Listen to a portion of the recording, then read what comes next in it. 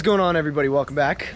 Today, not only are you going to see the garage behind me, which is still a work in progress, but it looks completely different than the last time y'all saw it, but we are also going to be working on Ford Focus ST today. It's already got a catback exhaust. It's already got an intake on it. We're going to be doing downpipe, and we are going to be doing cob access port, bypass valve. What else, Dawes?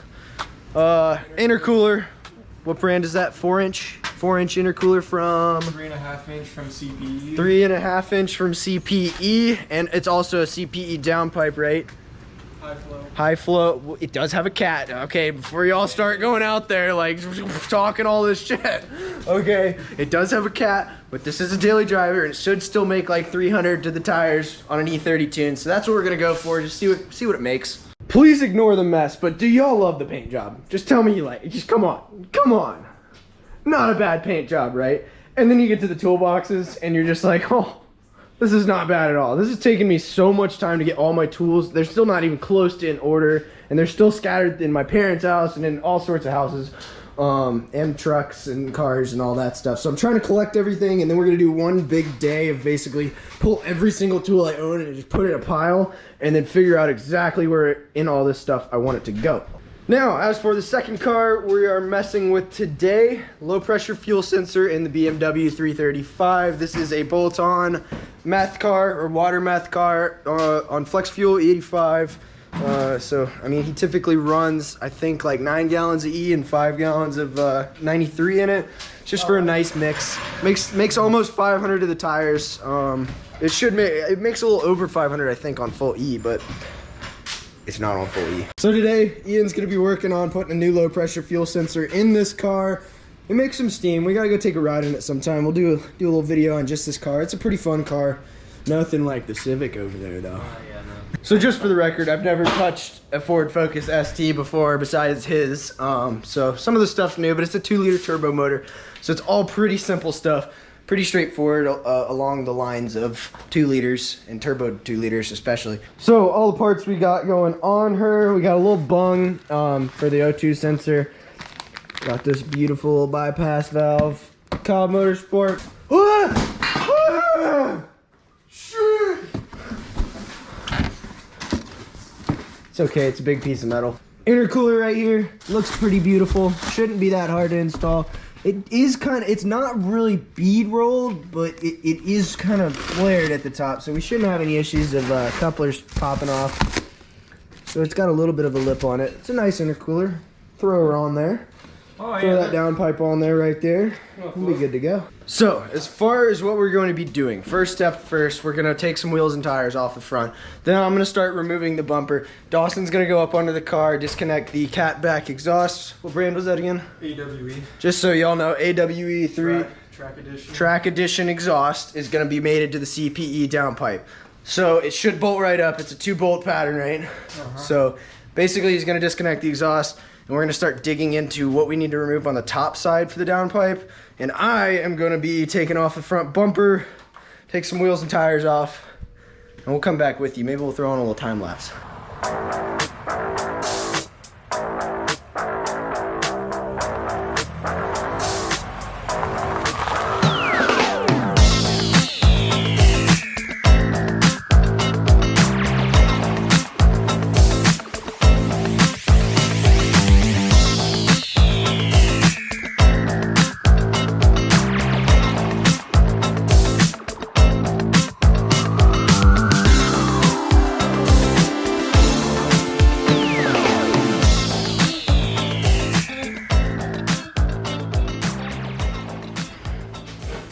So as we all know, big K-Series guy right here. Who knew Fords have K25s? Did you? She's got a Honda's heartbeat, don't she? Yeah, she's a Honda at heart. Born and bred. Born and bred 2 liters. Dang you, Ford, I thought y'all were all V8 guys. So we got a little progress update. I got the bumper off. I got the old intercooler off. Apparently, these cars, newer cars, have a, what's it called? Like a, it's basically, yeah, it's basically like an active airflow control for the intercooler and for the radiator, and it looks like that right there. It's a pain to get off because you gotta like pop the clips out, and this will not come off the car unless the intercooler comes out. The intercooler has two little bolts holding it on down below, one right here and one right here. And then you pull those off, pull your charge pipes off, pull your, I guess this is an IAT or mass airflow of some sort. And then you have to pull off the little active aero power over here. And we're just gonna leave that off. I don't think it'll have any check engine lights or anything like that. So, for a little comparison, check out that little baby boy intercooler versus what's going on her. Big thick guy. So, we're gonna start throwing this intercooler on. So old bypass valve versus new bypass valve. Turn them sideways so we can see, look at that difference. So my progress currently with the new intercooler, I'm just test fitting it right now. I don't have the new clamps on and stuff like that, but these little tabs, as you can see here on the new intercooler, will stick right in those existing plastic tabs. Then on this side, I went ahead and put the either IAT or MAF. I'm assuming it's an IAT. Don't know that for a fact on this car, but that guy will just mount right up if you're in the United States. If you're not, you will have to use the adapter that came with it. This should be pretty test fitted up. Should fit pretty well. So I'm just gonna pull it back off, change the clamps out, get it mounted up with the two little bolts on the bottom that come in the package, and then we're gonna see what happens. All right, little update for you. I now have the intercooler fully mounted up. Got the new clamps on, got the existing sensor on, clamped down, new bolts. They're a little bit of a pain up under here. These guys right here, because it'll be Allen keys and 10 millimeters, I think it was. Yeah, 10 millimeters. And I went from the top so I could put my my nut on the bottom because that seemed a little bit easier, but I'm sure you can do it vice versa. I just chose not to. Now, as far as this little dumb bypass valve goes, the spring is actually only used in the old one, not in the new one, so I stand corrected on that. So that's why it wasn't wanting to go on. So now it should thread on, right? Yeah, all right, it's threading on. Sweet. Hi, welcome from underneath Dawson's car. I just wanted to show you for the downpipe what we're gonna do. So basically, for the top V-band up there, right up there, see it just hanging there? Yeah, that is gonna be a 13 millimeter super deep with an extension. Then we got these two little 13 millimeters right here that are gonna come out. And then on the back, it depends on what exhaust you have, but it was a 13 and a 12 millimeter for me. So, we got the downpipe completely loose. The next task is going to be accessing the O2 sensors, which is gonna be our biggest, most annoying problem yet. Ain't that right, Dolph? That is right. So y'all want the good news or the bad news first? It's the next morning. Good news, I'll give you the good news first, I guess. Good news is, managed to get the downpipe out last night. Took forever getting the O2 sensors off because basically what I ended up doing was disconnecting both of them off the harness, like with the clips, and then pulled the pipe out and got them off on the floor, put some PB blaster on them. But we've run into a major problem, which is, whose fault? Ford. 100% Ford's fault. Ford. Not Dawson, but Ford, wherever Ford is. Right Kennesaw. there. Yeah. Ford Kennesaw. Never go to Ford Kennesaw. If anybody watches this video and happens to live in Kennesaw, which you probably won't, look at the spark plug. Ford cross-threaded a spark plug in cylinder 1 and cracked all the ceramics. So little did I know, while I was twisting it out, I was like, holy crap, this is not good. Because I started pulling it out and I felt it just resisting, and it's clearly not good. And as I felt it resisting, I heard a crunching noise, and spark plug came out. And long story short, down in this hole is a chunk of ceramic sitting on a piston. We have quite a situation on our hands. Vacuumed out the stuff out of the top, which is good. That's best case scenario. So we got some options here. Basically what's gonna happen is we're gonna put the downpipe on. We're gonna bolt everything up, get it all nice. We're gonna leave the bumper off for now. Then I'm gonna run up to the shop, my buddy's shop. I'm gonna grab a bore scope. Then I'm gonna grab this little cool like 3-piece clingy tool from Snap-on that he has. I'm gonna try to go down in there and grab it. And if that doesn't work, then we're gonna clock the motor a little bit to where the piston will come up a little bit more. Maybe we can grab it like that. make sure that there's no little tiny pieces in there. And if that doesn't work, then we're gonna take the intake manifold off and then basically make sure the valves in that cylinder are open so we can see in them, and possibly suck and blow compressed air, maybe blow compressed air through the top and suck with the vacuum through the valve side and get it all out that way. Or worst case scenario, the whole head has to come off, get redecked, new head gasket, put it all back on and all that stuff. But we're gonna go ahead and get started for the day. It's like 9 a.m. I'm supposed to go to a wedding today that I don't know if I'm gonna go to anymore. Because problems. Yeah, kind of put a damper on things. Put a damper on everything. We thought we were gonna wake up this morning and just be like, oh man, we're just gonna throw a tune on it real quick, start E-tuning it, and then we'll be good to go. But no, never can be that easy. Never. So I thought I'd have a little small tip for y'all on the downpipe. This is CPE, but they should all be the same. The two O2 sensors, take this intake tube off right here, and then reach behind here, and then you'll feel one of them is actually stuck into, I guess the back of the head. You can't really see it, kind of has to be done blindly, but there's two right up here, and you can see them. You can see them head down towards the downpipe, and you can kind of see it from the bottom side. But there should be two. Let's see if I can get in there. There's one right here, and then one right here. They're right next to each other. So that's where the O2s are. So as we can see under here, nice exhaust connection complete. New downpipe. Runs right up there. There's a lot more room to get around things. There's the new bung right there. You can see that little curved bung. Yep, so downpipe is in. So basically, we've stuck a vacuum hose of a pretty strong vacuum, like a 6 horsepower rigid vac.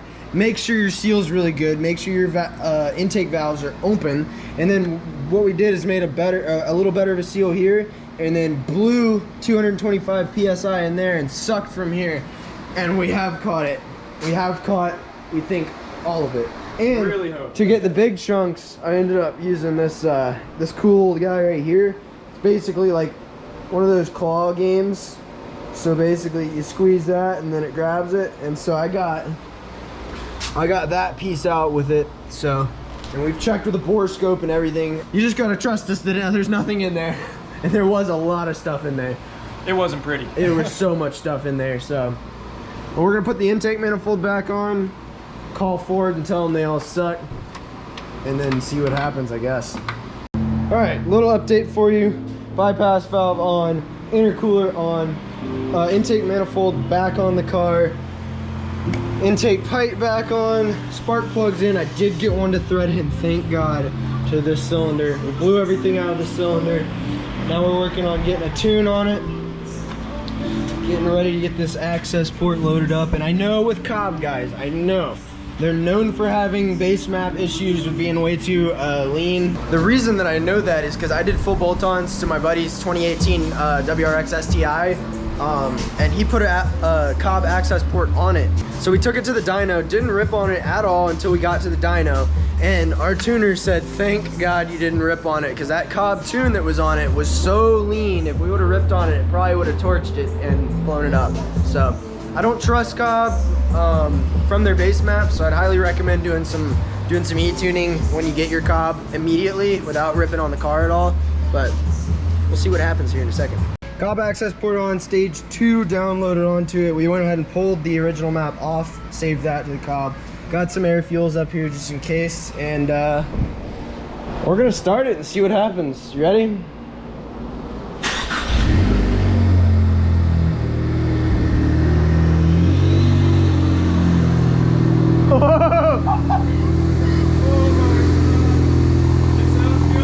It sounds great. Oh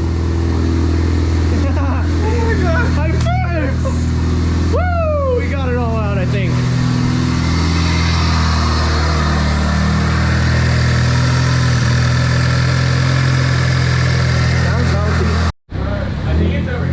Give her some rev.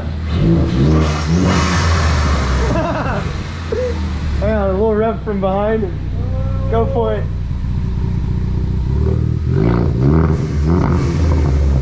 Oh, that sounds throaty. Dude, it sounds really throaty. I'm surprised. God, dude, another one to add to the lineup. Woo! I'm so excited, dude. Woo! As we can see, yeah, got the lineup. The ST is done. It sounds good. We haven't driven it yet. We're about to head back to the shop and give that borescope back.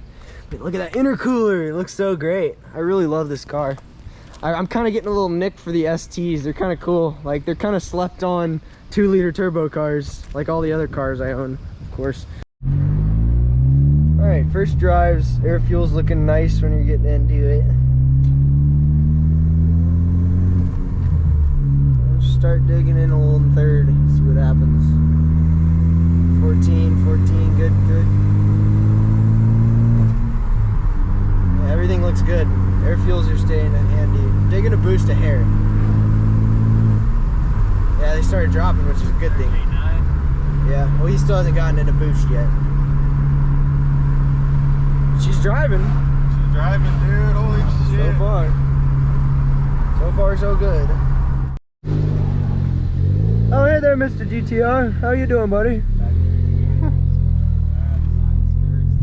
Well, as y'all can see here, there's like 3 cops back there because I did some raging pulls in the turbo Civic earlier. It's been a scary 2 days, but that is the fun in building cars, is having lots of hurdles and lots of challenges to overcome, and we overcame them. So we're in the car again. It's been about a week and a half, 2 weeks? Almost 2 weeks. But Dawson is making his way through all of his tunes. He went through all the 93 tunes from base map to perfect, from what, JST, right? Yeah. From JST, and now he's on a E30 tune, first tune of it, and I think there's, well, the first revision of the first base map. And then he's going to go through one more revision, most likely, 1 or 2 more, till they get everything where they want it. So we're gonna go give you some pulls, like actual pulls of this cartoon. It makes about 300 to the tires, 400-ish torque right now. Maybe after the next tune, but it's gonna be somewhere in there. So we'll see some pulls here in a second. Let's see what she's got. All right, so we're gonna get a little tug here. We're gonna see what happens. 2, 3, 4.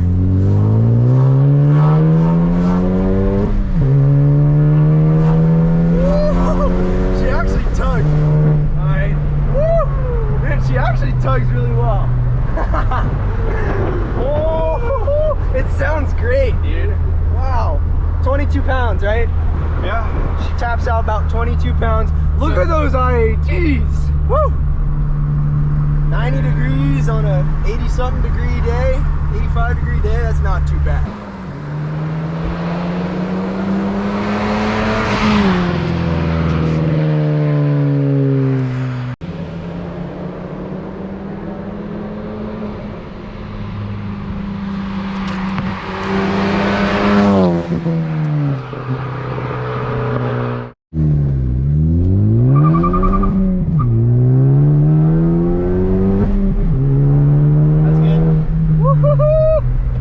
Bump gets sketchy right there. I hit that in 4th in the Evo. Oh! Come on.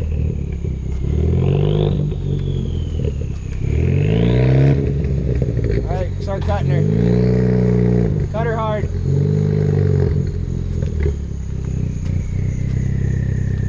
Come on. Straighten up.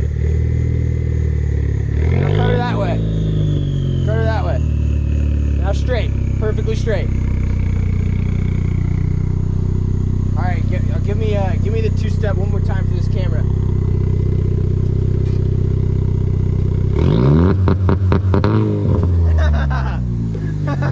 But that is going to be a wrap for this video. I hope y'all learned something, because we sure did learn something.